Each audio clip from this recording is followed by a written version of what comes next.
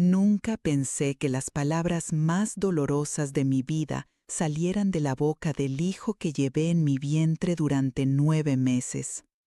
Ya no hay lugar para usted aquí, mamá. La voz de Javier resonó en la sala como un puñal clavado en el pecho. A mis 62 años, de pie frente a la puerta de mi propia casa, sentí que el suelo se desmoronaba bajo mis pies. Laura, mi nuera, permanecía a su lado con esa mirada despectiva que conocía tan bien, los brazos cruzados como si fuera una intrusa indeseable. «Recoja sus cosas y márchese», añadió ella, sin siquiera disimular el cruel placer en sus palabras. Las llaves de la casa que había mantenido durante tantos años fueron arrebatadas de mis manos temblorosas, y la puerta se cerró con un portazo que selló mi destino en aquella fría mañana de invierno. El sonido de esa puerta aún resuena en mis oídos todas las noches. Pero para entender cómo llegamos hasta aquí, necesito retroceder en el tiempo, a las raíces de esta historia que comenzó mucho antes de aquel momento devastador. Me llamo Celia y durante los últimos 15 años de mi vida fui mucho más que solo madre. Fui proveedora, cuidadora, pilar de una familia que, al fin y al cabo, me descartó como un mueble viejo que ya no sirve. Todo empezó cuando Javier se casó con Laura. Estaba tan feliz de verlo encontrar a alguien especial que no percibí las señales. Desde el primer encuentro, ella me analizaba con esos ojos calculadores, como si evaluara cuánto podía valer o estorbar en sus planes. «Tu madre es muy presente», la oí susurrarle a Javier una vez cuando creían que no estaba escuchando. La palabra presente salió de su boca como si fuera una enfermedad contagiosa. Javier, mi hijo único, siempre fue el centro de mi universo. Después de que su padre nos abandonara cuando él tenía solo 8 años, dediqué cada segundo de mi existencia a garantizar que tuviera todo lo que merecía.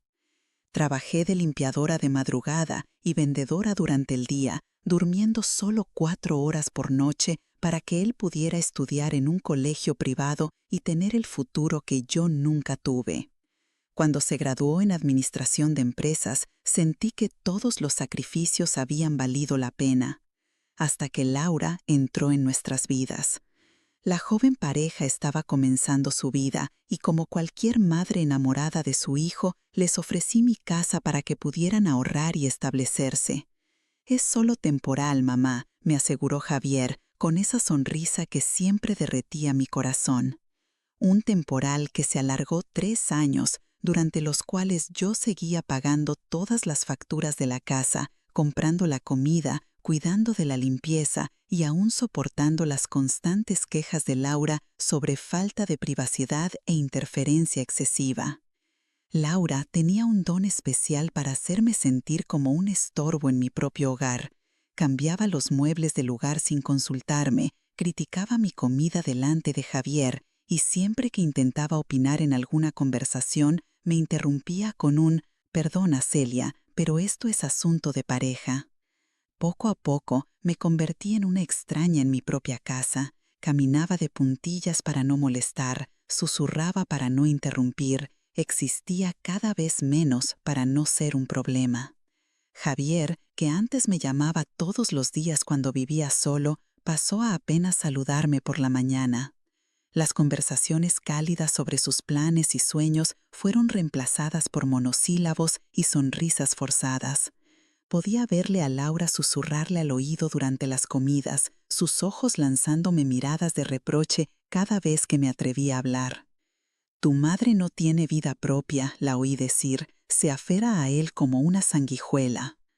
Esas palabras me hirieron más que una navaja afilada. Yo, que había sacrificado mi juventud, mis sueños, mis oportunidades de empezar de nuevo para darle todo lo que necesitaba, ahora era vista como un parásito. Empecé a trabajar aún más horas extras, llegando a casa solo para dormir, con la esperanza de que su ausencia les trajera paz.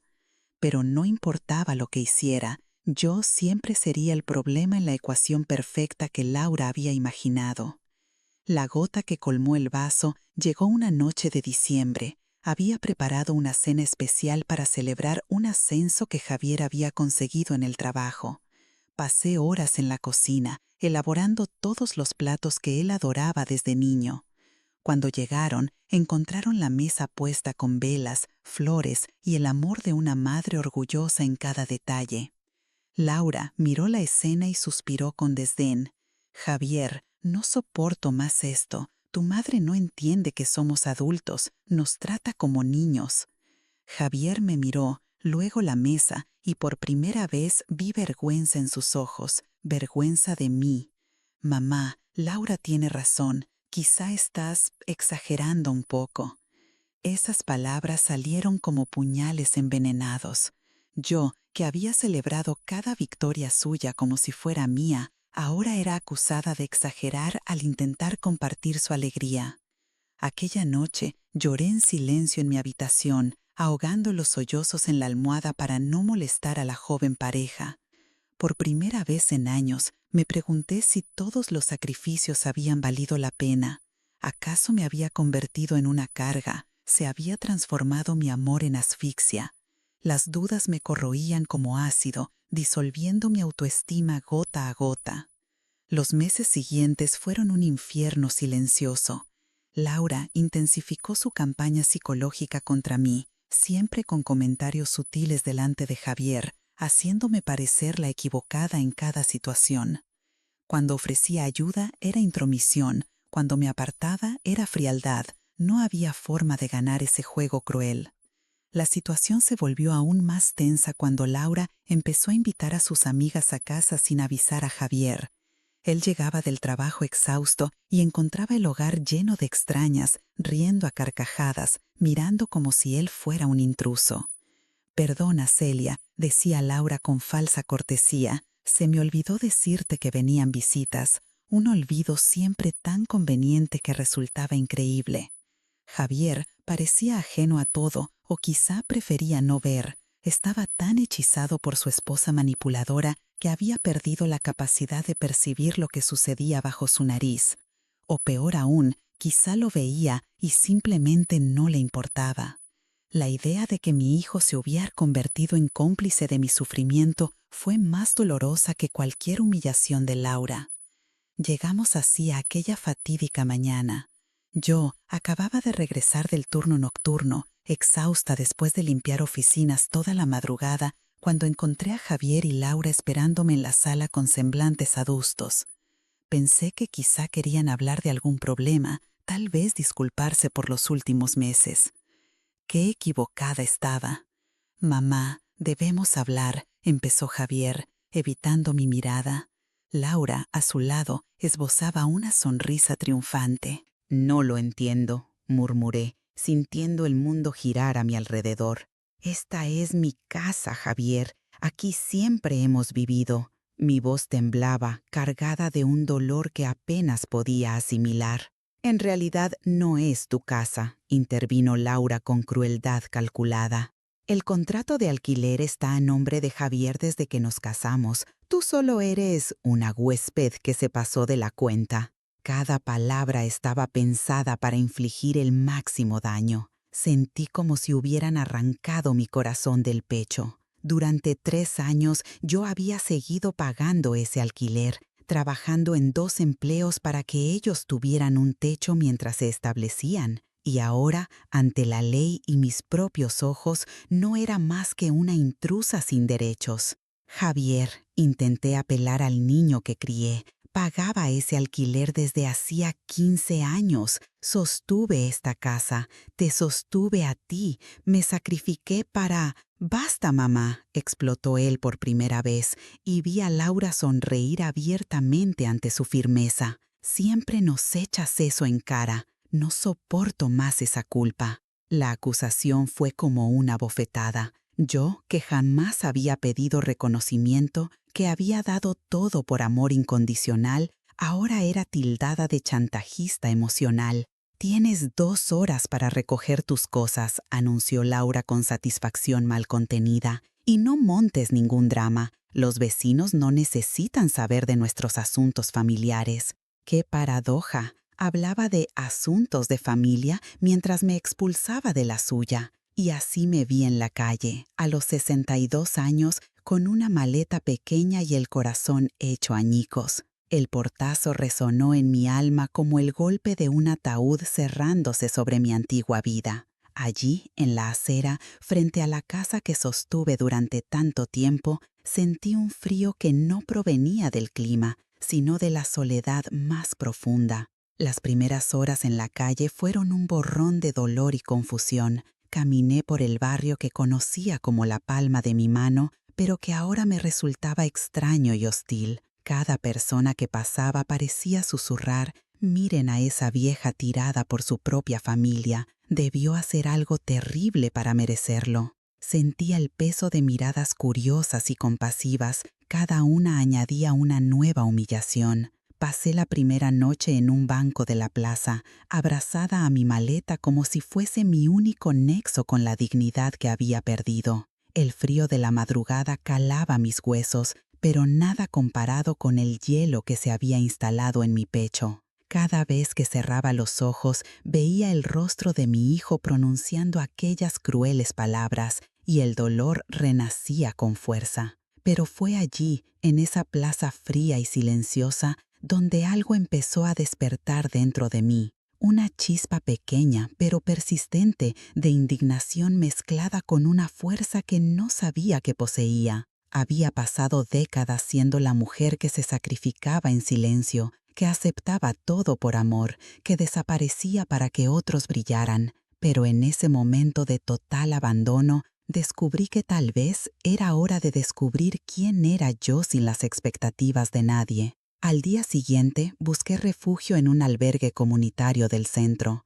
El lugar era sencillo, pero limpio, y por primera vez en meses respiré sin miedo a molestar. Allí conocí a personas que, como yo, habían sido descartadas por familias ingratas o por la crueldad del tiempo. Doña Emilia, una señora de 70 años expulsada de su hogar por una nuera celosa, me acogió con un abrazo cálido y palabras sabias. «Hija mía, a veces la vida nos empuja del nido no para destruirnos, sino para enseñarnos que siempre supimos volar, solo lo olvidamos porque nunca lo necesitamos». Ella había hallado un propósito cuidando a niños abandonados en el albergue, y sus ojos brillaban con una paz que envidiaba. Don Miguel, viudo de 68 años cuyos hijos emigraron y lo olvidaron, había descubierto en la carpintería una nueva razón para vivir. «Cada pieza de madera que transformo me recuerda que todavía tengo valor», me dijo,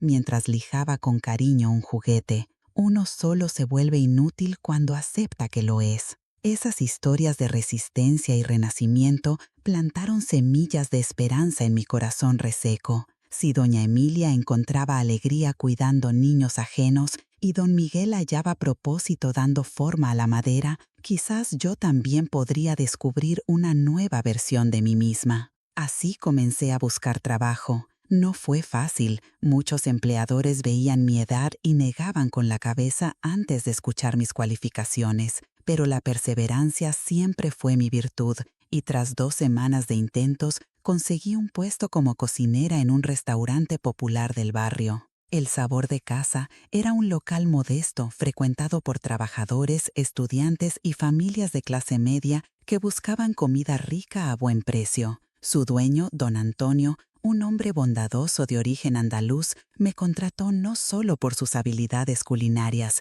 sino porque vio en mis ojos el hambre de quien necesita demostrar su valía. Volví a sentirme viva en aquella cocina. Cada plato que preparaba llevaba especias e ingredientes, pero también el amor y el cuidado que dediqué a mi familia durante tantos años. Los clientes empezaron a notarlo. Mi comida tenía un sabor especial, ese toque inefable que solo viene de quien cocina con el corazón. «Doña Celia, usted le pone amor hasta al agua que hierve», bromeaba don Antonio, pero yo sabía que hablaba en serio. Después de años siendo tratada como un estorbo, estar en un lugar donde valoraban mi trabajo fue un bálsamo para una herida profunda. Los clientes habituales empezaron a pedirme específicamente ese toque de doña Celia, o elogiando platos que yo había creado con ingredientes sencillos pero preparados con técnica y cariño. Por primera vez en mucho tiempo sentí que tenía una identidad propia, que existía como Celia, no solo como madre de Javier o la vieja incómoda. Era reconfortante recuperar una rutina. Me levantaba temprano, iba al restaurante, pasaba el día creando sabores que alegraban a otros y regresaba al albergue satisfecha de quien contribuye positivamente al mundo. No era la vida que había planeado, pero era una vida con dignidad y propósito. Inspirada por doña Emilia y don Miguel, empecé a anotar las recetas que preparaba, pero no solo los ingredientes y pasos, también los recuerdos que cada plato evocaban, las historias familiares tras cada especia. Poco a poco nació la idea de convertir esas anotaciones en algo mayor, quizás un libro que eternizara no solo recetas, sino la sabiduría acumulada cocinando con amor.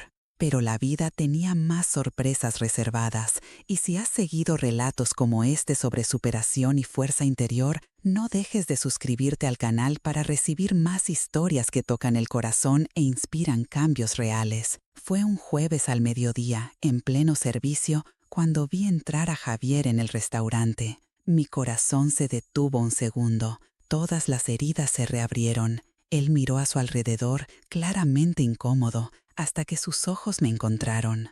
La sorpresa en su rostro fue seguida de inmediato por la vergüenza, como si verme trabajando fuera un ultraje personal. Laura lo acompañaba, por supuesto, y su reacción fue aún más cruel. Me examinó de arriba a abajo, del delantal manchado, mis manos callosas de tanto trabajo, mi apariencia sencilla. Su sonrisa no tenía bondad. Era la satisfacción de ver que yo había encontrado mi lugar en la vida. «Hola, mamá», dijo Javier con arrogancia forzada. «No imaginaba que estuvieras trabajando aquí». La palabra trabajando salió como si fuera algo vergonzoso, como si ganarme la vida honestamente fuera deshonra. Laura guardó silencio a su lado, pero sus ojos hablaban. Disfrutaba ver mi caída. «Así es», contesté con firmeza que me sorprendió. «Descubrí que tengo más talentos de los que creía cuando necesité sobrevivir sola». La frase, natural, contenía un peso que Javier captó al instante. Se sentaron en una mesa en un rincón, pidiendo lo más sencillo del menú, seguramente para no alargar la visita. Yo seguí cocinando, sintiendo sus miradas tras de mí, como si fuera un animal exótico en un zoo. Entonces ocurrió el momento que cambiaría todo. Don Miguel se acercó a su mesa, como hacía con sus clientes favoritos, y preguntó: «¿Conocen a nuestra estrella aquí?», señaló hacia mí. «Doña Celia es la mejor cocinera que hemos tenido. La gente viene solo por su comida». Javier palideció, pero don Miguel prosiguió ajeno a su atención. «Tiene historias increíbles. Dice que mantuvo a su hijo sola, trabajó en 2 empleos, hizo de todo para que él estudiara. Una mujer valiente esa doña Celia. Su hijo debe sentirse orgulloso». El silencio fue ensordecedor. Javier no pudo sostener la mirada de orgullo de don Miguel. Laura, por primera vez, parecía incómoda, expuesta a una luz que revelaba su crueldad. «Así», murmuró finalmente, «mi madre siempre ha sido dedicada». La palabra dedicada sonó tan pobre para todo lo que había sacrificado. Pero en ese instante tomé una decisión que cambiaría mi vida. Me quité el delantal, me lavé las manos y caminé hacia su mesa con paso firme. «¿Puedo sentarme?», pregunté, aunque ya apartaba una silla para mí. Mi voz era dulce, pero firme, y logró que Javier alzara la mirada. «Javier», comencé, mirándole a los ojos, «tengo algo que quizá no sepas». Hablé con calma, cada palabra meditada como un ingrediente esencial. Durante esos 3 años que vivieron en mi casa, sí, mi casa, estuve pagando el alquiler, 800 euros cada mes de mi cuenta de toda la vida. El contrato estaba a tu nombre, pero el dinero siempre fue mío. Javier palideció de nuevo. Laura intentó reaccionar, pero el choque se le notó en la cara. Habían creído vivir de tu sueldo, ignorando mis aportes. Además, proseguí, pagaba luz, agua, gas, hacía la compra, mantenía la limpieza. todo mientras trabajaba 12 horas diarias para que tuvieran comodidad. Mamá, yo no, trató de interrumpirme, pero alcé la mano con cortesía. Déjame terminar, hijo. Pronuncié hijo con ternura que contrastaba con la contundencia de mi revelación. Hice todo con amor, sin esperar nada a cambio. Pero lo que me hicieron no fue ingratitud, fue crueldad planeada. Laura, en un intento torpe de retomar el control, balbuceó: «Celia, estás exagerando. Nosotros solo...». «¿Solo qué?», inquirí mirándola fija. «¿Solo me humillaron? ¿Solo hicieron que me sintiera un estorbo en mi propia casa? ¿Solo me echaron a la calle como un mueble viejo?». El restaurante quedó en silencio. Algunos clientes nos observaban tímidos. Don Miguel me contemplaba con preocupación, listo para intervenir. «La diferencia entre tú, Laura», continué dirigiéndome a ella, «es que yo construí mi vida ayudando a otros a crecer. Tú construiste la tuya destruyendo a quienes te rodean. Y tú, Javier, elegiste apoyar a quien te menosprecia en lugar a quien te levantó». Javier, visiblemente conmovido, habló al fin con voz temblorosa. «Mamá, yo no sabía lo del alquiler. Laura me dijo que dejaste de pagar, que vivías de favor». La mentira cayó sobre Laura como un puñetazo. Su juego manipulador quedaba al descubierto y no supo qué responder. «Claro que lo dije», admití con serenidad, porque era más fácil culpar a mamá que enfrentar a la verdadera causante del caos familiar. «No toleraré que...». Laura intentó levantarse, pero la detuve con la mirada. «Guarda calma, Laura. Tu drama ya terminó. Conseguiste lo que querías, sacarme de tu vida. Ahora tendrán que vivir con las consecuencias». Me levanté con dignidad renacida y puse rumbo a la cocina, dejándoles con el peso de la verdad. Mi corazón latía con fuerza, no de miedo, sino de adrenalina. Había encontrado mi voz tras años de silencio. No volvieron a verme ese día, pero supe por don Miguel que permanecieron sentados casi una hora antes de irse. Javier se disculpó por los malentendidos, pero don Miguel solo negó con la cabeza. «Muchacho, esto no es un malentendido, es crueldad pura». Las semanas siguientes fueron de liberación. Por primera vez en décadas no tuve que andar con cuidado de no molestar.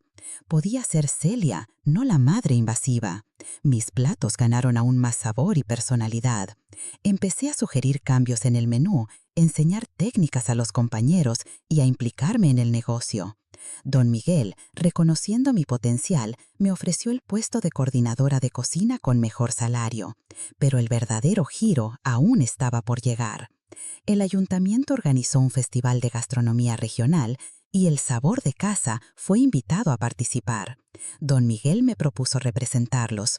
«Doña Celia, usted va a mostrar a la ciudad lo que ya sabemos, que es una artista de la cocina». La preparación me dio un propósito olvidado. Decidí presentar un plato que contara mi historia. Pan de queso con receta perfeccionada en décadas, acompañado de mermelada de chile con especias que simbolizaban las fases de mi vida. El día del festival amaneció radiante. Llegué temprano para cuidar cada detalle. El aroma del pan recién horneado atrajo a curiosos que preguntaban la historia detrás de esos sabores. Cuando llegó mi turno, subí al escenario con el corazón acelerado, pero sin miedo, solo expectación. Miré al público y vi rostros conocidos: don Miguel, doña Emilia, compañeros del albergue, clientes habituales. «Me llamo Celia», comencé con voz clara, «y esta es la historia de cómo aprendí que nunca es tarde para descubrir quiénes somos cuando nadie nos menosprecia». Narré los años dedicados a mi familia, los sacrificios, el rechazo y el renacer en la cocina humilde. Expliqué cómo cada condimento representaba una lección. El pan de queso, mis mañanas preparando desayunos; la mermelada picante, las lágrimas y la determinación que me hicieron renacer. La audiencia guardó silencio respetuoso. Vi lágrimas en algunos ojos. La conexión humana era profunda. Cerré los ojos al probar el pan en el escenario y saboreé el triunfo. No era sobre Javier o Laura, sino sobre la versión de mí que aceptaba ser menospreciada. Era el dulce sabor de la autoestima recuperada. Los aplausos fueron cálidos, pero lo más conmovedor fueron los abrazos posteriores. Personas compartieron sus propias historias de superación. Gracias por recordarme que aún valgo. O llamaré hoy a mi madre, dijeron. Cuando recogía mis utensilios, Javier se acercó. Estaba solo y en sus ojos de hombre adulto vi al niño que crié. Mamá, dijo con voz quebrada, escuché todo, cada palabra, y por primera vez entendí lo que te hice. Le pregunté, ¿y qué entendiste, Javier? Que no solo te abandoné, respondió entre lágrimas, te traicioné. Traicioné los valores que me enseñaste, traicioné tu amor incondicional por ego y cobardía. Sus palabras fueron un bálsamo para heridas que creí incurables. Pero aprendí que perdonar no significa volver a ser la misma que acepta todo. ¿Dónde está Laura?, pregunté. Bajó la mirada. Nos separamos la semana pasada. Ella no pudo soportar que cuestionara sus mentiras. Al descubrir su manipulación, supe que no la conocía realmente. No sentí alegría por su sufrimiento, pero hubo justicia en su caída. ¿Y ahora?, inquirí. Quiero pedir algo imposible, dijo con esperanza y miedo. Quiero que vuelvas a casa. No como huésped ni trabajadora, sino como lo que siempre fuiste, mi madre, la mujer más fuerte y generosa que conozco, merecedora de ser tratada como una reina en la casa que ella sostuvo tanto tiempo. Miré a mi hijo y sentí emociones contradictorias. Mi amor por él nunca desapareció, pero ya no era la misma mujer sumisa. Javier, respondí suavemente, te perdono, pero debes saber algo. Yo cambié. La mujer que se fue a la calle ya no existe. Vi confusión en su rostro, así que añadí, la que está aquí sabe valorarse, no acepta el irrespeto ni se minimiza para que otros brillen. Si quieres que vuelva, será esa madre, fuerte, digna, que exige respeto. Javier asintió con lágrimas. Esa madre es la que quiero. Dame una oportunidad para demostrar que aprendí. Le acaricié el rostro, secando sus lágrimas como cuando era niño. No será fácil. Tendremos que trabajar para reconstruir la confianza rota. Lo sé, dijo, apretando mi mano contra su mejilla. Haré lo que sea necesario. Quiero ser el hijo que mereces. 3 meses después regresé a la casa que había sostenido tantas veces, pero esta vez volvía como propietaria reconocida, con mi nombre en el contrato de alquiler, mi espacio respetado y mi voz valorada. Javier había gestionado el cambio legal como primer paso para demostrar su arrepentimiento. La casa había cambiado, más vacía sin la tóxica presencia de Laura, pero más ligera, como si el aire pudiera por fin circular.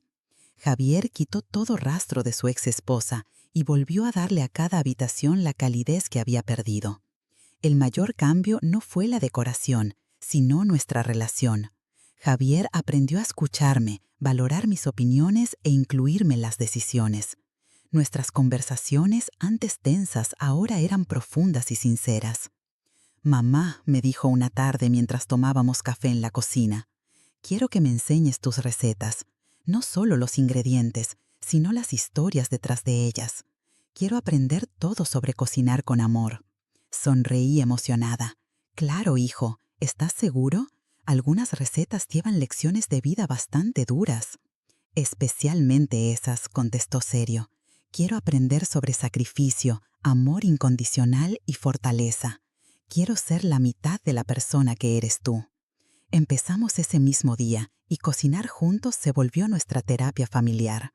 Con cada plato compartía un recuerdo y él reflexionaba sobre sus errores. Yo seguía en el sabor de casa, pero ahora por elección, no por necesidad. El éxito del festival abrió puertas. Recibí invitaciones para dar clases, participar en eventos y colaborar con revistas culinarias. Mi historia de superación conmovió a muchos y descubrí que mi mensaje era poderoso.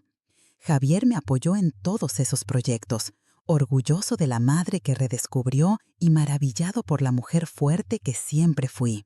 Me presentó en los eventos como mi madre, la mejor chef del mundo, con un brillo en los ojos que me llenaba el corazón. También retomé el proyecto del libro de recetas y memorias. Javier me ayudó con la mecanografía y organización. Trabajamos juntos cada noche durante meses, convirtiendo décadas de experiencias en un legado tangible. El libro no sería solo de cocina, sino un testimonio de capacidad humana para renacer.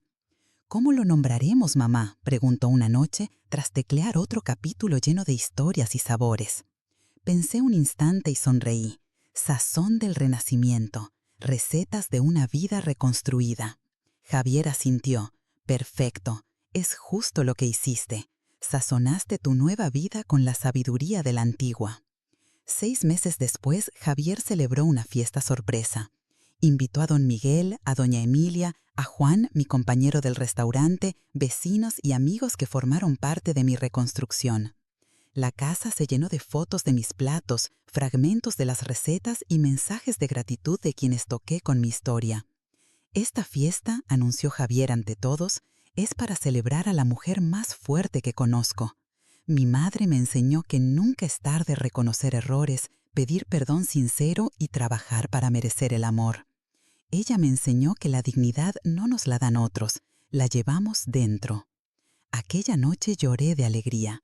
Miré alrededor y vi la casa llena de amor y respeto, al hijo que reencontró el camino a mi corazón y la nueva vida que construí con mis propias manos. Sentí una gratitud profunda por todo el viaje, incluso por los momentos más dolorosos, porque fue en el dolor donde descubrí mi fuerza, fue en el rechazo donde hallé mi valor, fue en el abandono donde aprendí a amarme, y fue en la humillación donde encontré mi verdadera dignidad.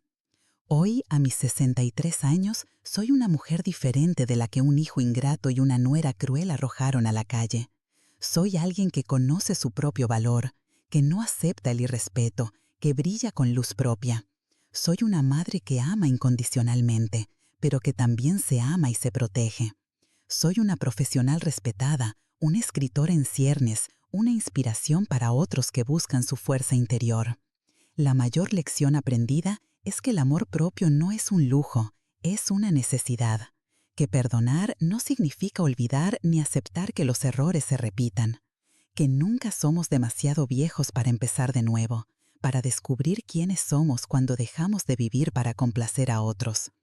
Javier también cambió por completo. Se volvió un hombre más consciente, agradecido y capaz de reconocer el valor de los demás. Aprendió que el amor verdadero no es posesivo ni destructivo, sino libertador y constructivo.